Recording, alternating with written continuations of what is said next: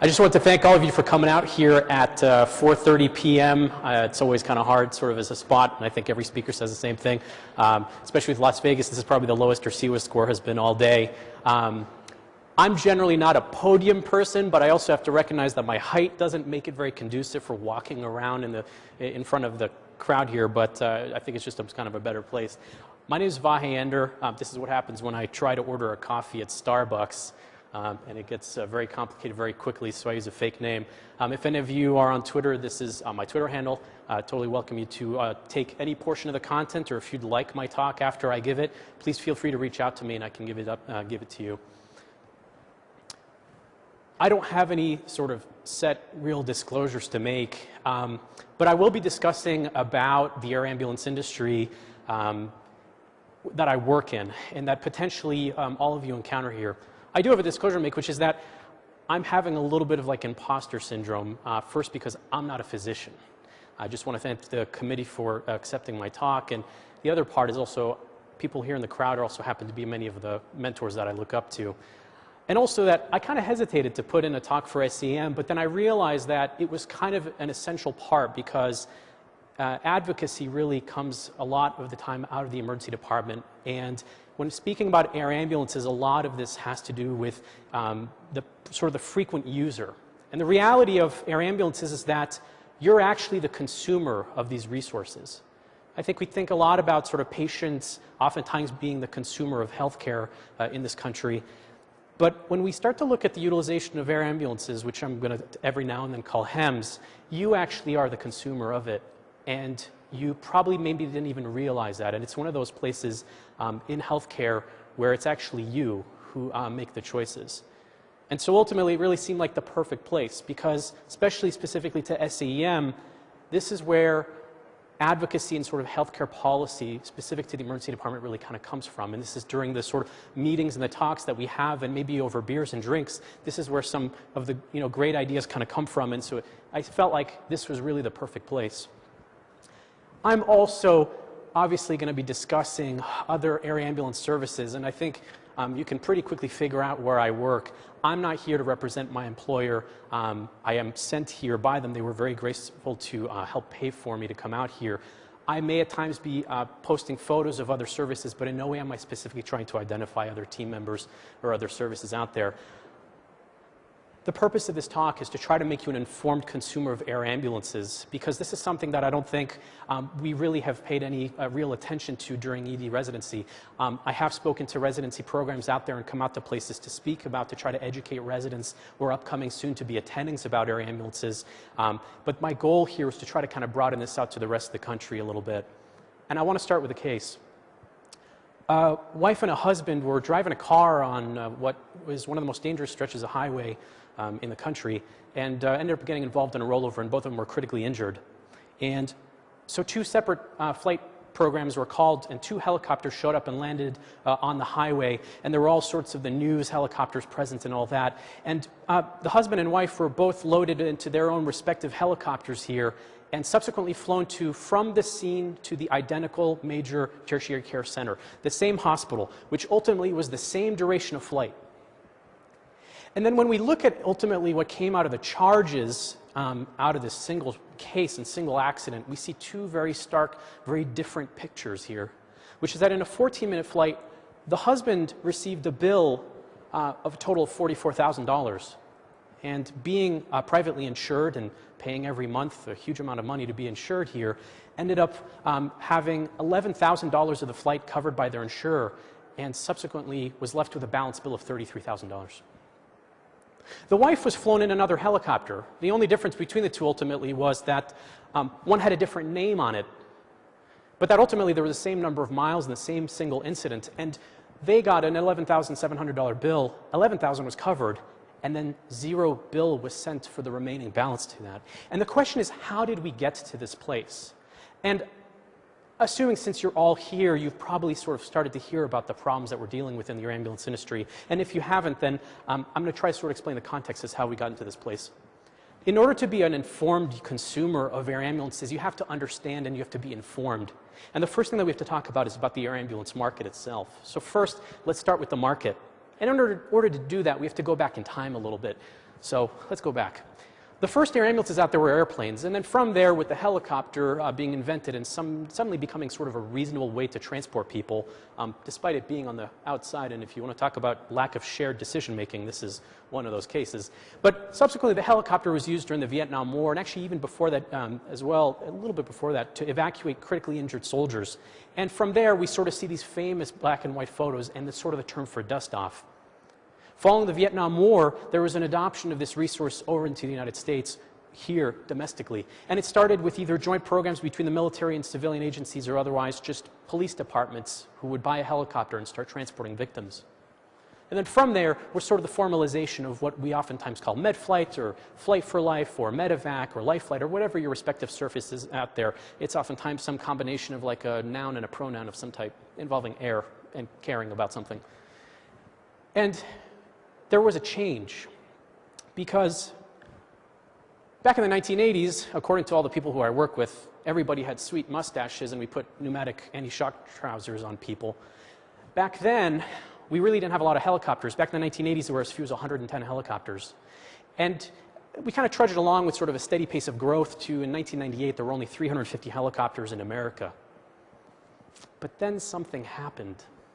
And something happened to you as well, all of you at your respective hospitals, but something also happened to us, which is in 2001, obviously CMS changes changed reimbursement for many things, and we constantly see that and continue to see that. But what suddenly happened is that the reimbursement for air ambulance transport went up 434%. And so suddenly it became a kind of a pretty lucrative market for people who historically hadn't really been involved in any form of healthcare delivery at the time. For example, the tour helicopters that are constantly buzzing your hotel over here are actually owned by an air ambulance service. And originally, they were just a tour service, but then from there became an air ambulance operator.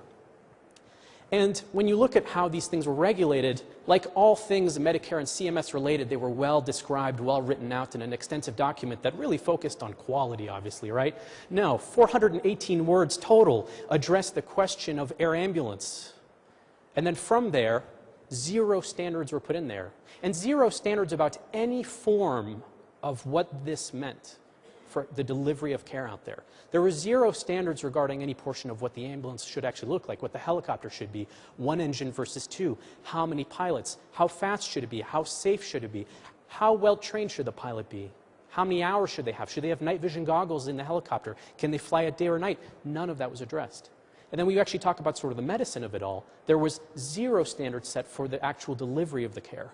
It was regulated in some 418 words that simply addressed the fact of the reimbursement of the thing, but nothing about the actual delivery, and no mention whatsoever about staffing model, minimum amount of experience, or what the clinical capabilities are. Matter of fact, today, we still have 0 standards set in place. And so that meant that these ridiculously expensive machines, this helicopter here cost $16 million, fully equipped with avionics where the machine can fly itself and multiple redundant systems in place, and a team capable of delivering nitric oxide to a newborn with PPHN or any form of ECMO retrieval. All those things, ultimately, in the eye of the CMS reimbursement model, is seen as the same thing as this. Again, not to pick on any specific service, but that ultimately the mismatch between the actual care delivery and the reimbursement was completely broken. And now we use all these terms when describing these small helicopters flying in the skies, flying ICU. And you do a search out there, this is what you'll find out there. Everybody talks about flying ICUs buzzing through across the sky. And like all great American accomplishments, landing person, putting a man on the moon or a space shuttle, this industry took off. And this is what we started to see in the growth of the market following CMS changes. This is the number of helicopters. There's 1,100 helicopters in America currently flying. And so we had a shift in the market, where initially it was hospital-based services, where the team members were hospital employees, the medical director was directly affiliated with the service, and that the care delivery was oftentimes lined up directly with what was being provided inside the hospital. And we had suddenly a shift from that to a for-profit model. Because again, things got pretty lucrative for everybody once you started flying people. This here is what it looked like in 2003. Each dot was a helicopter with its respective radius. This is what it looked like a mere 13 years later. And it continues to grow. And it's not even just sort of state specific. Here's a private ambulance operator. This is one single service that just pops up helicopters across countless states. There's no certificate of need that needs to actually be in place, right? They can overrule or otherwise overcome them legally if there are any respective left in each respective state. Matter of fact, in the state of Massachusetts, we just had it absolved last year. And this is what it turns into. This is the state of Pennsylvania, heavily contested market. I don't know if any of you work out there. This is what Arizona looks like. And what we start to see is that the entire notion of what the air ambulance was supposed to be ends up no longer being really there, which was, it was supposed to provide access to life-saving measures to those who could access it the least, ultimately. And that now we have a distribution of air ambulances in the most sort of populous regions, and now the rural patient is actually no safer and is receiving no further or otherwise better access to care than they did back then. It becomes this game of heavily contested territories, and as you can see, there's lots of circles overlapping. Those are each respective helicopter sitting there. It has gotten to the point where actually we have two services with helicopters at the same airport. And every time one takes off, they're like, what are they doing? How come we're not going? And it becomes this entire shift towards density of resources. This is the Dallas-Fort Worth area. DFW has as many helicopters, and in that single cutout that I've given you right there, as there are in the entire continent of Australia, which, by the way, is wider than the moon for trivia night next time if you want. This is what it looked like for us, right? 1990 to 2015, there were now 519 more helicopters, and 135,000 people are flown more per year. But there's a downside to this, which is that there wasn't a commensurate increase in the number of patients versus helicopters. It meant that there were 150% more helicopters over this time, but only an increase of 80% in the number of patients flown. And so what do we start to see is that now we have fewer patients flown per helicopter. It changed so that back in 1990, a helicopter flew an average of 700 patients per year, to now, in 2016, let's say, only 350 patients. Currently, last year, the average was 316 patient flights per helicopter in America. One per day, maybe. And considering that less than 1/5 of them will be intubated, a single full-time employee will see 1 to 2 intubated patients per month, which now, as we start to think about delivery and quality of health care provided by the service, we start to have to ask some questions. There's a caveat also to this change in the increase in reimbursement. The number was appealing. It was a big increase, 400% more lucrative to do so. But there's also a change in the way that it was reimbursed, which is that we went from a cost reimbursement model, right, where now we could effectively try to have some sort of rational reimbursement compared to the services provided by the program, to all of a sudden just a prospective payment system, which is what you all deal with on a regular basis, where effectively CMS had come up with a fixed number that they felt comfortable an air ambulance should cost and that they'd be willing to cover. And so now we start to develop this problem, which is that in order, considering these fixed costs being very high and the reimbursement being so poor, we now have a problem where Air Methods helicopters have to perform 30 flights per month in order to stay in the green. Anything below and they're in the red. Anything above and that's a good month for them. Which starts to change human behavior, obviously. It does for us in the emergency department, it does for them in the air when they start to encounter questionable weather. And so they've had to make some adjustments, and really as an air ambulance operator, you've only got a couple options. It's really only two. You can either try to cut down on your fixed costs or increase your fees. And so let's kind of look at what they do to decrease their fixed costs. Well, first, they're going to get rid of the things that aren't really that necessary and cost a lot of money. All these things that, for example, tell you where other helicopters are so we don't run into each other, we'll get rid of those because it's about $18,000. The weather radar that can detect weather way ahead of you, we'll get rid of that. Multiple avionics or night vision goggles, for example, those are things, well, there's simply not enough money in the market to justify these expenditures. And so you try to start to figure out ways to trim costs. And so you maybe, and I don't know if any of your hospital or medical centers went through this, but maybe you started with originally a well-equipped twin turbine, so dual engine helicopter, and then due to cost savings, you're told, well, you're going to get a brand new helicopter, but it actually is a single engine helicopter. that maybe doesn't have the ability to lift all of the necessary equipment to take care of the sickest patients, or maybe fly in some of the worst weather, or maybe be the safest possible out there. Because it turns out when you're in the air and you lose an engine in a 2-engine helicopter, that's not that big of a deal. Matter of fact, for us, we just go to the airport, we fly back to base, and we take our helicopter out of service. I think the story is very different when you're sitting there flying in the sky with one engine and you now lose one of those. And so it ends up being sort of a shift towards a change in what these helicopters are. Matter of fact, there's an American program that operates the same helicopter as Botswana's only air ambulance. But at least they only charge $3,000 per flight. And so if you cut back on fixed costs and you go to a single-engine helicopter, you can adjust to about 18 flights a month, and that can be life-saving for that program. That program can stay open because of it.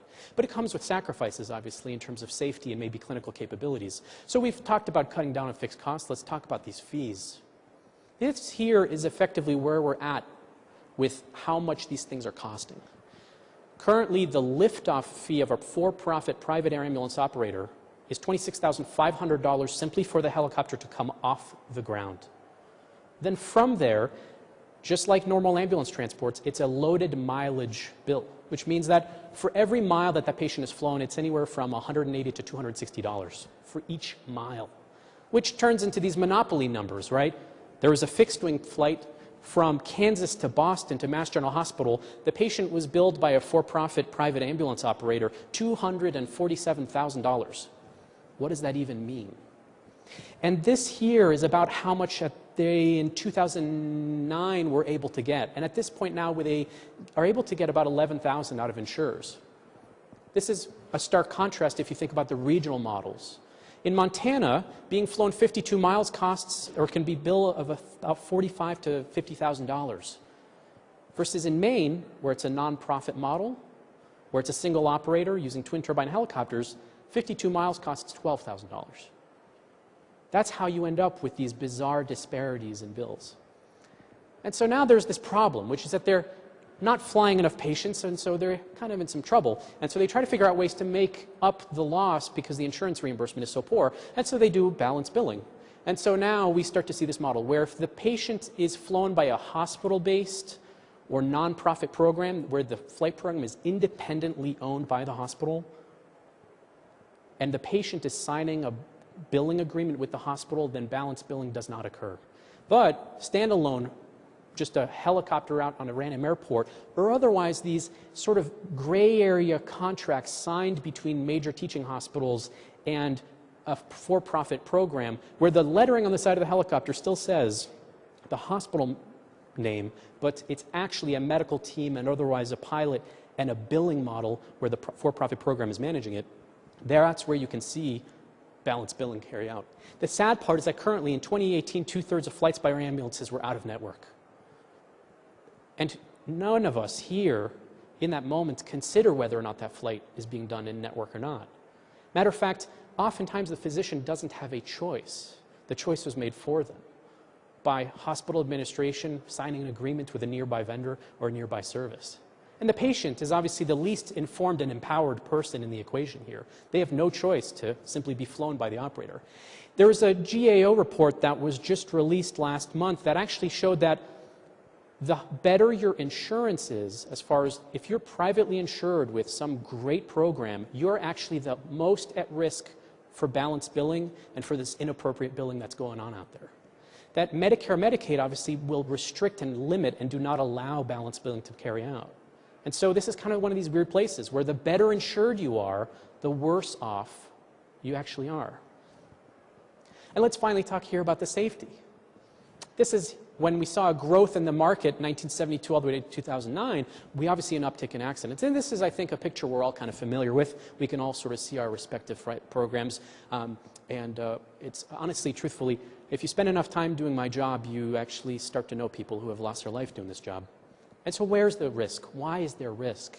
It's because inherently what we do is risky. It's not at an airport. It's not an airport-to-airport flight. It's low altitude. It's a difficult environment with a lot of moving pieces. There's power lines in place. The weather is very, very variable. I don't know the weather between where I am and maybe where I'm going very reliably. happens at day or night, and there's no notice. It's not even like you can really do an effective means of managing risk and sort of think about this.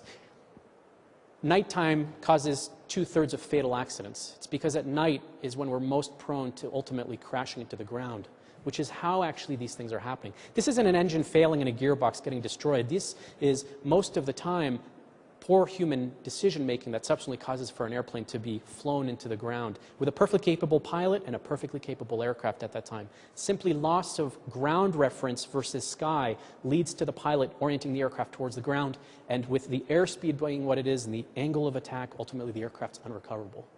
And if you think about it, imagine if you work at one of those for-profit programs and you've done 29 flights that month and it's the last day of the month and a flight comes in, it's obviously going to start to modify your decision-making. Your willingness to take on risk, because ultimately there are 22 people at that base, and if you have 3 months that are consecutive in the red, they potentially are going to cut your program and all of you are going to lose your jobs. There's obviously lots of debate about single versus twin, and what we do know is that there's no evidence to show that a single engine helicopter is less safe than a twin, oddly enough, but we do know that they have a disproportionate incidence of fatal crashes. And so how do we regulate this? Well, we can't. Because currently these programs, every portion of an air ambulance operation is managed under a federal regulation called the Airline Deregulation Act that was signed in 1978. This is not a healthcare industry. This is a DOT-managed, federally run service. And so any attempt by the states to try to regulate end up simply getting overruled by federal regulation under the ADA, which is how Massachusetts didn't even try to fight back against a for-profit operator. They simply looked at the precedent, which is that 7 states had tried to oppose it. Every single one of them had been overruled, and subsequently simply said, we're not in a position to be able to try to enter into a legal battle, and they simply absolved their certificate of need for the state of Massachusetts. So, we also need to learn about the team, because this is important for you. You need to make sure that you're aware of what the services in your area are able to do. Whether it's from the aviation side of aircraft type and how much patient weight they can fly, or otherwise the clinical capabilities, which really is what matters. Because there's a huge performance gap service to service. This is just a random state. In Ohio, you can have a small, independent, for-profit helicopter at a random airport, or you can have a tertiary care affiliated twin-engine helicopter with a physician and a nurse on board, and so you can have these wide gaps in clinical capabilities. It's your responsibility, and I'm telling you as a flight paramedic, it's your responsibility as an ED physician to be aware of what resources you have available. There are other programs out there who rise to the highest level of clinical capabilities, and you need to make sure you're aware of where they are in relation to you. Because in certain cases, a nearest program is the right choice, but in some situations, it's the difference between a transfer or no transfer at all. Under EMTALA, you need to know that you are liable for the patient until the patient is brought to the receiving hospital and that the care has been transferred to the receiving physician. Until that occurs, every portion of the flight is under your medical license. And so that really needs to play into how you decide and who you decide to perform some of your patient flights. And again, not every patient will need the highest level or the most complex capabilities out there, but you need to be thinking about that. Because in some situations, you may run into a problem where the patient is deemed too sick to transfer. And that has to do partly with you. You're looking at the blood pressure of 40/20. You're thinking about the clinical course. Maybe you've seen a case like this. Your own perception of the illness maybe is driving your judgment. And maybe you've seen this before and ultimately is what's driving you to say this is a patient who's too sick. But if you think about it, behind that are a lot of numbers, things that might not mean a lot because, for example, a SAT of 84%, it's not actually that bad. 86%, for example, we always joke in Boston, no one dies from a B+. 86%, right? You've all had patients in your ICU who can deal with that. But there's the other parts of biases and your own personal experiences. And so you need to think about also how that's affecting your judgment or your impression of a successful transfer. I'm telling you that futile is real. That's a very real thing. But ultimately, that with the right team present for the transfer and with collaboration with you, ultimately, too sick is not something. It's something that we create. There are two concepts that we have to disentangle. And so What if you transfer these critically ill patients? This is a study of Wilcox et al. She took a large pool of ARDS patients and compared the mortality based on Apache versus ultimate mortality at 30 days. And we see that it's 30% lower based on if you have a team that's well-equipped and well-trained to take care of these sick patients. This was the incidence of in-transport cardiac arrest, 1.7%. That only made up 4 patients during that period of time, 239 patients. And then they also sort of our own biases. This is a study by Mark Wilson in the UK who looked at fixed and dilated pupils, whether or not you had a subdural or an epidural. And fixed and dilated, we always sort of sit there and try to do neuroprognostication with it. But sure, 30% die when they have an epidural that has fixed and dilated pupils. But what's striking is that 55% of them actually walk out neurologically, effectively independent and intact. This is based on CPC. So what do we do? The first thing is know that there are changes. There's more and more attention being drawn to this. There are states attempting to sign legislation for this. But the biggest part is about you. And we can't simply rely on the federal government to try to drive for change. And so be informed. Be informed about your market in your area. Be informed about the safety of the teams by you. Be informed about their clinical capabilities and what resources you have on hand. You may have a team slightly further away who's perfectly equipped to take care of that sickest patient you have in front of you. I think we need to, from your perspective as well as mine, we need to do research looking at appropriateness of transfer and figuring out who needs what. And ultimately, we need to advocate. We need to advocate for change, and we need to advocate for a more rational way to use these air ambulances, which finally can then lead to legislation. Make sure that you know when you call for an air ambulance, you know that team. It can't just be an anonymous random helicopter that you hear buzzing out of your emergency department. It's your responsibility first as a clinician, but also legally to make sure that you know the service that is coming in for that patient at that time. Thank you. I'll take any questions. Thanks very much.